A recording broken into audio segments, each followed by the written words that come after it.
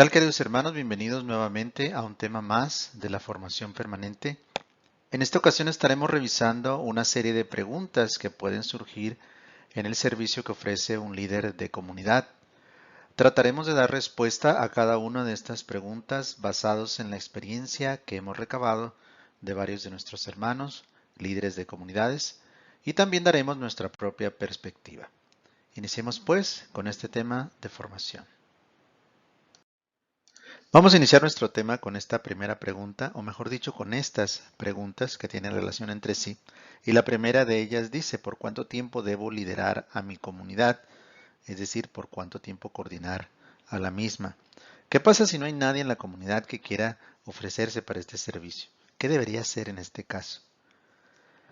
Bien, con respecto a la primera pregunta de por cuánto tiempo debo liderar a mi comunidad, a este nivel de servicio, según nuestros estatutos nos marcan que el periodo es por un año, con la posibilidad de un segundo año de servicio. Sin embargo, nos hemos topado en algunos casos en donde los líderes de comunidad o coordinadores de comunidad, como también se les llama, llevan más de 2 periodos cumplidos. Y aquí es donde trataremos de responder a la segunda pregunta: ¿qué pasa si no hay nadie en la comunidad que quiera ofrecer este servicio? En primera instancia, hay que acudir al líder local o al líder de varias comunidades o al líder regional, según corresponda, para tratar de pedir asesoría y ver la manera de solucionar cómo podemos hacer un cambio de líder en nuestra comunidad. Si no existiera una solución, bueno, entonces tratar de optar por recortar los periodos de servicio, como lo hemos recomendado en algún otro video, a 3 meses, con el fin de que sea más accesible para la mayoría de los miembros de la comunidad de poder participar en este servicio. Cuando hayan completado un año de servicio donde varios miembros hayan participado en esta coordinación por 3 meses, habrá la experiencia necesaria para poder entonces elegir un coordinador por un año. Eso es la respuesta a estas primeras preguntas. Continuamos con nuestra siguiente pregunta, que dice, ¿debo guiar yo todos los encuentros de comunidad? Nos referimos a que el coordinador guíe cada uno de los encuentros del ciclo. La respuesta a esta pregunta es que en algunos casos sí y en otros no. Vamos a explicar un poquito acerca de esto. Cuando un líder de comunidad ha sido asignado para acompañar a una comunidad a petición de un padre misionero a la caridad o de una hermana misionera a la caridad, o aún así por un consejo local del movimiento, regularmente es él o ella quien va a guiar los encuentros, en tanto los miembros van creciendo y asumiendo responsabilidades al interior de la comunidad. Cuando un líder ha sido elegido por los mismos miembros bajo un proceso de elección, en estos casos damos por hecho que dentro de la comunidad puede haber quienes colaboren guiando los encuentros. En pocas palabras, todo depende de la madurez de la comunidad y de sus miembros. Otras alternativas que algunos líderes de comunidad han optado por utilizar es pedir el apoyo de algún miembro de la comunidad para organizar, por ejemplo, la hora santa comunitaria, o la fraternidad, o el apostolado, logrando con esto fomentar un espíritu de participación y servicio en los demás. No necesariamente que coordinen, pero sí que vayan colaborando para que vayan ganando experiencia. Esta sería la respuesta a esta pregunta. Continuamos con la siguiente pregunta. ¿Cómo motivar a mis hermanos de comunidad a vivir el encuentro? Esta es una pregunta que muchos líderes de comunidad se hacen. Lo que hay que tener claro es que el encuentro es una gracia, es pura obra de Dios en nosotros. Sin embargo, lo que sí podemos hacer es animar a nuestros hermanos a participar del encuentro, primero por supuesto con nuestro propio testimonio, pero también siendo creativos en cómo preparamos el encuentro, cómo convocamos al encuentro. Asimismo, también unir todo esto a nuestra oración por cada uno de nuestros hermanos de la comunidad para que abran su corazón cada vez más a la sed del Señor. Y sobre todo creando en la comunidad un ambiente de acogida. Decimos que la comunidad es nuestra segunda familia. Que sea ese lugar donde queremos ir, donde anhelemos participar y sobre todo un lugar para crecer en nuestra fe unidos como hermanos en Cristo. A continuación vamos a dar respuesta a la siguiente pregunta. ¿Qué pasa si cuando tenemos nuestra hora santa comunitaria o nuestro apostolado, vienen muy pocos miembros de la comunidad. Regularmente en estos casos el coordinador suele desanimarse, pero esto no tiene por qué ser así. Primero que nada, hay que resaltar que tanto la hora santa comunitaria como el apostolado no es solamente responsabilidad del líder de comunidad. Es más bien un llamado para todos, una oportunidad, podríamos decir, para vivir nuestro carisma. Recordemos que nuestros ciclos de encuentros están establecidos con el fin de ayudarnos a cumplir este propósito. Si solo vamos a los encuentros de lección divina, estaremos viviendo un carisma a medias. Y esto es lo que hay que hacer ver a nuestros hermanos de comunidad. Estos dos encuentros están ahí porque nos permiten vivir todos los aspectos de nuestra espiritualidad MC. Por otra parte, una práctica muy recomendable en estos casos puede ser, si son muy pocos, unirse a otra comunidad o a otras comunidades para vivir este tipo de encuentros. Y de esta manera se hace más participativo y los demás se sienten llamados también a participar. Esta es una práctica que algunos líderes de comunidad han implementado en sus comunidades para fomentar una mayor participación y motivación entre los miembros a estos encuentros. Siguiente pregunta. ¿Qué actividades podrían agregarse al ciclo de encuentros de una comunidad de adultos? Bueno, como ya es conocido, el ciclo básico de los encuentros comunitarios se compone de 5. 2 lecciones divinas, una hora santa comunitaria, un apostolado comunitario y un encuentro fraterno, sin importar el orden en que estos se vivan. Sin embargo, puede haber alguna variante dentro de estos ciclos, es decir, agregarse un encuentro más. A continuación damos algunas ideas de esos posibles encuentros que se pueden agregar a nuestro ciclo. Uno de ellos sería tener un invitado. Puede ser un padre de misión en la caridad, en donde las comunidades estén, donde estén los padres, o una hermana misionera en la caridad, a dar un tema del carisma. Esto podría ayudarnos a profundizar en nuestra espiritualidad. Esa es una variante. Otra variante puede ser invitar a un profesional de la salud, por ejemplo, un psicólogo, para que nos dé un tema específico, por ejemplo, sobre la ansiedad en las personas, que ahorita por la pandemia es un tema que a todos nos interesaría escuchar.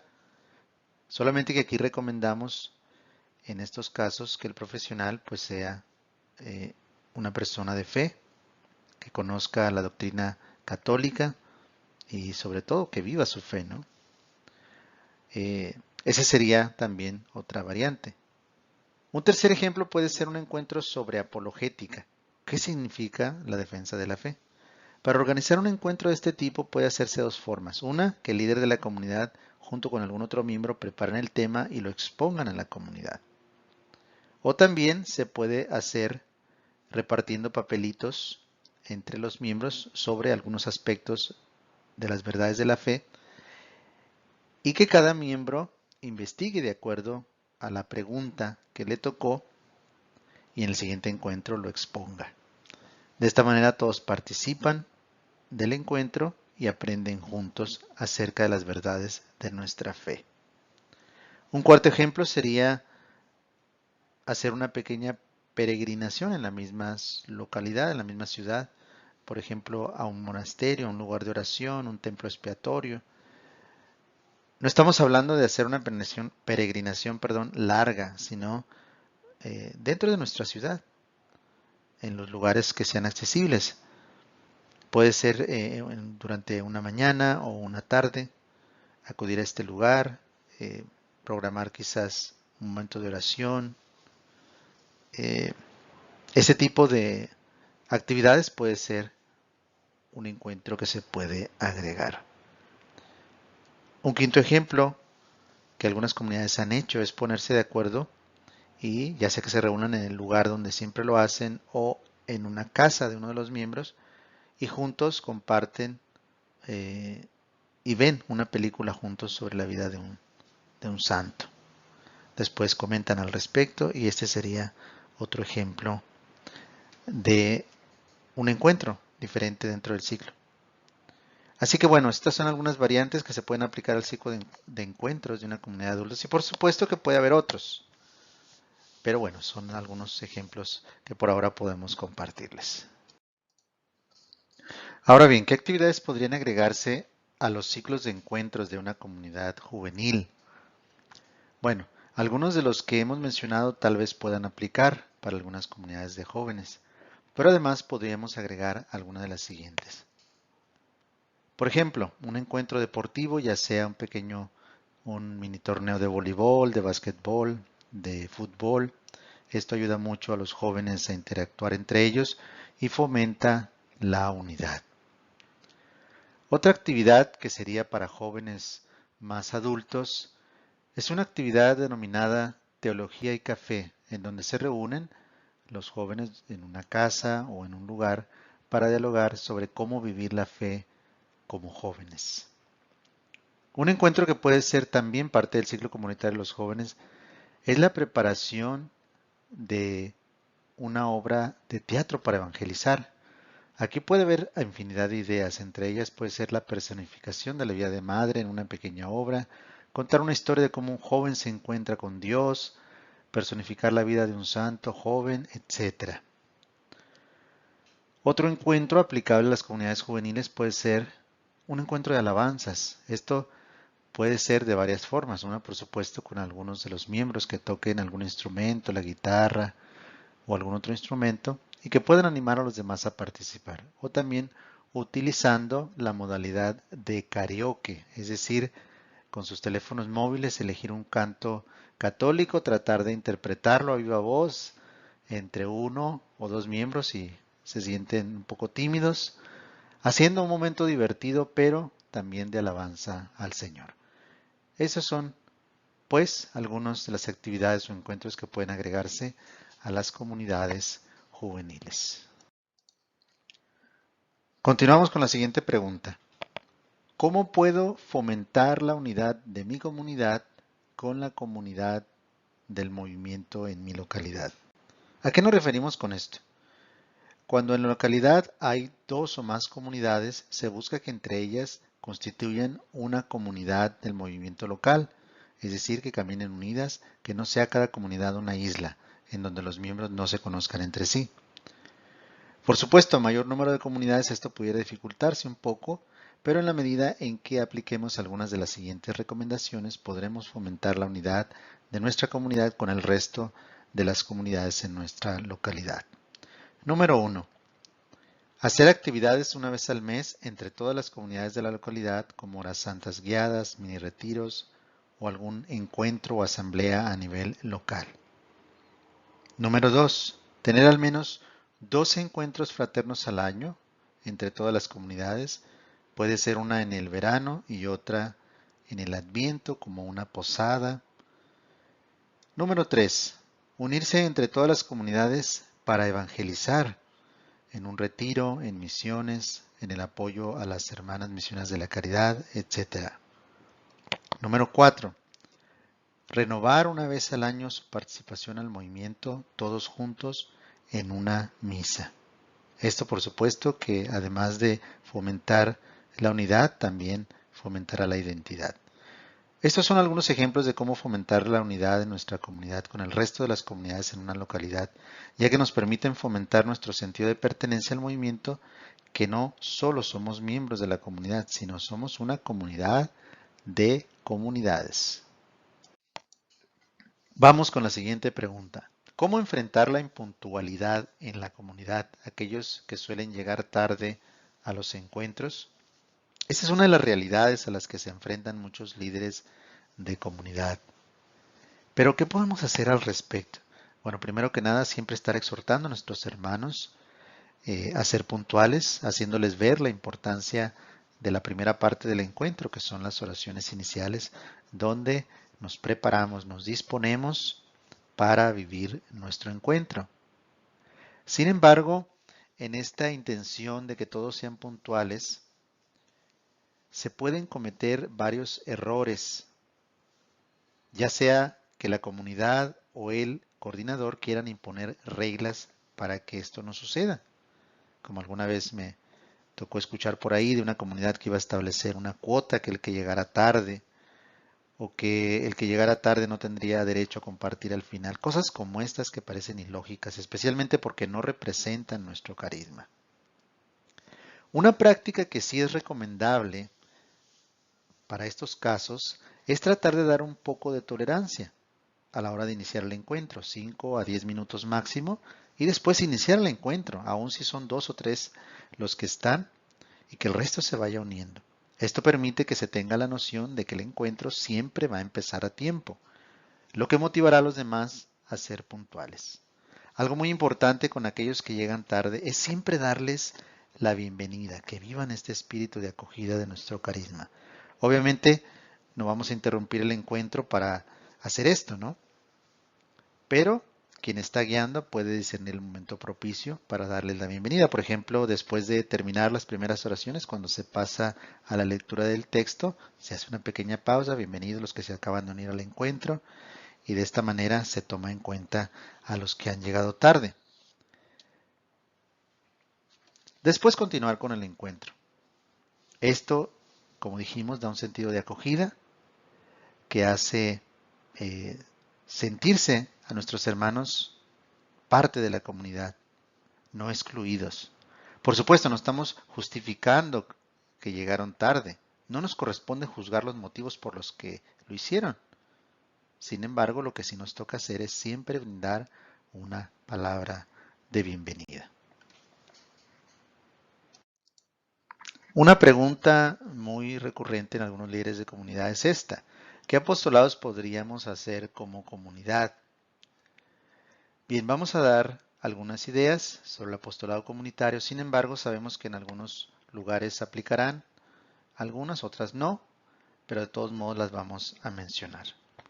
La primera de ellas sería colaborar con las hermanas misioneras de la caridad, dando servicio en los comedores en donde atienden a los pobres. Este es un apostolado muy común que algunas comunidades han hecho. Número 2. Organizar una recolección de ropa y víveres, ya sea entre los miembros o en la iglesia, para entregar en una zona donde vivan los pobres. Número 3. Organizarse para preparar alimentos y llevar a las personas que viven en situación de calle. Una idea número 4 sería, en la medida de lo posible y de acuerdo con las restricciones que se tengan, se puede acudir a un parque público para hacer una jornada de oración. Esta consiste en dividirse de 2 en 2 para ir donde las personas que se encuentran en el parque, interactuar con ellas, hacerles mención que están haciendo una jornada de oración, que si gustarían poner sus intenciones para que se ore por ellas, anotarlas y obsequiarles un folleto Tengo sed si se tiene a la mano, y continuar por un tiempo recabando estas intenciones para después situarse en un punto del parque y orar el Santo Rosario por todas estas intenciones. Una quinta idea sobre el apostolado comunitario sería lo que anteriormente de la pandemia se hacía. Algunas comunidades recurrían a los hospitales a hacer algo similar a lo anterior, solo que en este caso se buscaba orar con las personas por sus enfermos que estaban hospitalizados. Sabemos que en estos momentos esto no aplicaría, pero no quisimos dejar de mencionarlo porque seguramente en un futuro podremos volver a hacer este tipo de apostolado. Número 6. Otro apostolado comunitario puede ser apoyar a las hermanas misioneras de la caridad con los pobres que ellas atienden. En algunas casas ellas tienen a niños o tienen abuelitos o abuelitas y bueno, es ahí donde tenemos la oportunidad de servir a los pobres con las personas que las hermanas ya atienden, haciéndolo de la manera en que ellas nos lo pidieran. Bien, estos son algunos apostolados, seguramente habrá muchos más. Ustedes pueden comentar en los grupos si hay alguna otra modalidad de apostolado que hayan hecho para poder conocerla y también implementarlo en nuestra comunidad.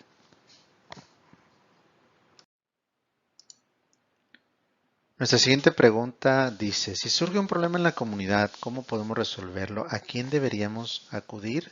Bueno, ya hemos abordado esta pregunta en otros temas. Lo importante es nunca dejar crecer un problema en la comunidad, sino buscar las posibles soluciones a la luz del Espíritu Santo. Pero podemos decir que la forma de solucionar los problemas en la comunidad requiere de 4 pasos. El primero de ellos es comunicar, en este caso al líder que corresponda según la estructura, para buscar ayuda y asesoría. Puede ser un líder de varias comunidades, un líder local, subregional, etcétera, etcétera. El siguiente paso es escuchar. ¿Cuáles serían las recomendaciones que se nos den para solucionar nuestro problema? Tercer paso, discernir, para dejar que la luz del Espíritu Santo nos ilumine y nos muestre los caminos que tenemos que seguir para el bien de la comunidad. El cuarto paso sería tomar acción. Habiendo discernido a la luz del Espíritu Santo, podremos llevar a cabo las acciones necesarias para dar solución a cualquier problema que se suscite en la comunidad. Una extensa respuesta a esta pregunta la podrán encontrar en el tema número 36 de esta formación permanente, donde hablamos a profundidad de la solución de los problemas en la comunidad. Siguiente pregunta. ¿Cómo podría animar a mis hermanos de comunidad a participar en nuestra misión de evangelizar? Sin duda, este es un gran desafío en el que muchos líderes de comunidad se van a enfrentar. A continuación, damos algunas ideas que pudieran ayudar a fomentar la misión a nuestros hermanos en la comunidad. Número 1. Por supuesto, ser un ejemplo para los demás. Sin duda es la mejor manera de motivarlos, que los miembros de la comunidad debían participar constantemente en las actividades de evangelización que se hacen a nivel local en el movimiento, con preparaciones para el retiro, mini retiros de evangelización, retiros carismáticos Tengo Sed, actividades para ir en búsqueda de aquellos que no conocen a Cristo, etcétera, etcétera. Número 2. Invitando a aquellos que ya están evangelizando, que ya están participando en la misión, para que compartan sus experiencias con la comunidad y esto anime a los demás también a participar. Una tercera forma de motivar a nuestros hermanos sería fomentando la formación en la evangelización, es decir, aprovechando toda oportunidad para prepararnos mejor para participar en nuestra misión de evangelizar. Esto pueden ser talleres, cursos, seminarios, etc. Otra forma sería organizar como comunidad un apostolado de evangelización. Por ejemplo, pedir permiso en una parroquia o capilla para guiar una hora santa, en el carisma, después determinada la hora santa, que algunos repartan folletos a la salida, den información sobre un próximo retiro, una preparación. Esto sería también una forma de motivar a nuestros hermanos en la misión de evangelizar. Y por supuesto, como punto final, nunca dejar de orar por cada uno de ellos para que el Señor avive el fuego de su amor en sus corazones y les mueva a proclamar su sed. Recordemos que la misión es un llamado, así que, bueno, estos aspectos pudieran ayudar. Sin embargo, va a depender del crecimiento de cada miembro en la comunidad de atender este llamado de evangelizar. Continuamos con nuestra siguiente pregunta. ¿Qué podemos hacer en el caso de que el párroco solicite a la comunidad constantemente apoyo y que esto nos limite a vivir nuestro ciclo comunitario? Nos referimos a aquellas comunidades que se reúnen en un salón parroquial, que participan de la vida de la parroquia. Y bueno, atendiendo a la pregunta de qué podemos hacer, habrá que decir primero que las razones por que llega a suceder esto que se está planteando en la pregunta es porque desde un principio no se establece una claridad en cuanto a la participación de la comunidad del movimiento con el párroco o con las actividades de la parroquia. Sin duda, sabemos que estamos llamados a servir a nuestra iglesia, pero siempre preservando nuestra identidad. En estos casos se recomienda que la participación de los miembros de la comunidad en la parroquia sea de manera individual, como catequistas, en la liturgia como lectores, acólitos, coro, etc. Esto permitirá que se ofrezca un servicio a la parroquia sin perder de vivir nuestros encuentros comunitarios. Si aún así se llegaran a tener dificultades para vivir nuestro ciclo comunitario por la constante solicitud de apoyo por parte del párroco, entonces habrá que sentarse a dialogar con él para encontrar las posibles soluciones.